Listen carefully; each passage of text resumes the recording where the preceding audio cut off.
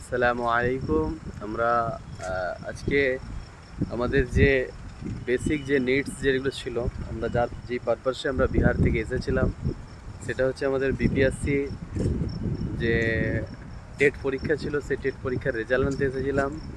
তো আল্লাহ সুবহানাহু ওয়া তাআলা সেই মৌকা দিয়েছিলেন, আমরা যত শীঘ্রই সেই টেটের রেজাল্টটা বহুত জলদি পেয়ে যাওয়ার জন্য খাওয়া দাওয়া করে ঘুমিয়ে গিয়েছিলাম। যে হালকা প্রেয়ার টেয়ার করে আমরা এখন পাটনা যে ঘাট, মেন ঘাট যেটা গঙ্গা ঘাট বলা হয়, সেই ঘাটে আমরা কয়েকজন ফ্রেন্ড মিলে ঘুরতে এসেছি। যার মনোরম দৃশ্য আর যেখানকার মানে হাওয়া যেটা এত সুন্দরভাবে প্রবাহিত হচ্ছে, যেটা প্রশংসনীয় খুবই। এখানকার ঘাট, এখানকার যে মানুষের কালচার, যে ঘাটে আসে মানুষেরা কিছু পুজো অর্চনা করতে, যে ঘাটগুলো দেখলেই তোমরা বুঝতে পারবে যে সিস্টেমগুলো তৈরি করে রেখেছে এখানে।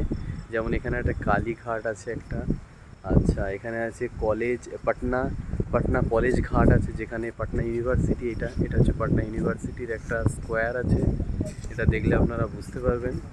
নেক্সট হচ্ছে বিভিন্ন মানুষ এখানে পদযাত্রাও করতে আসে আস্তে আস্তে। বিভিন্ন রকম ফেসিলিটি। আজকে আমরা এসেছি পাটনা ইউনিভার্সিটির আশেপাশে, যেখান থেকে স্টুডেন্টরা গ্র্যাজুয়েশন, পোস্ট গ্র্যাজুয়েশন সব করতে আসে এখানেই আছে। এর অপোজিট সাইডে, যেটা ঘাটের অপোজিট সাইডে আছে আমাদের খান স্যারের যে কোচিং সেন্টার, সেটা আছে।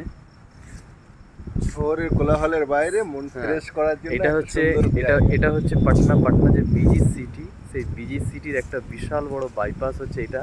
এটা হচ্ছে মেবি 6 লেনের বাইপাস আছে এখানে।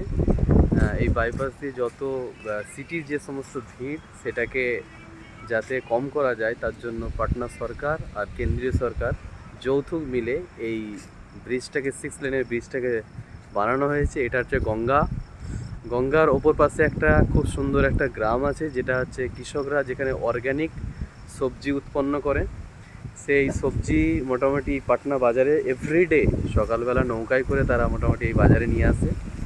এগুলো বাজার লাগে, এই যে নিচে সাদা জায়গাগুলো দেখা যাচ্ছে, এখানে সকালবেলা একটা বাজার লাগে, যেমন আমাদের ধর্মতলায় যে বাজারগুলো লাগে, এরকম টাইপের বাজার লাগে। তো এখানকার মানুষেরা সেই মানে ফ্রেশ সবজিগুলোকে তারা নিয়ে তাদের জীবন ধারণ করে। ধন্যবাদ।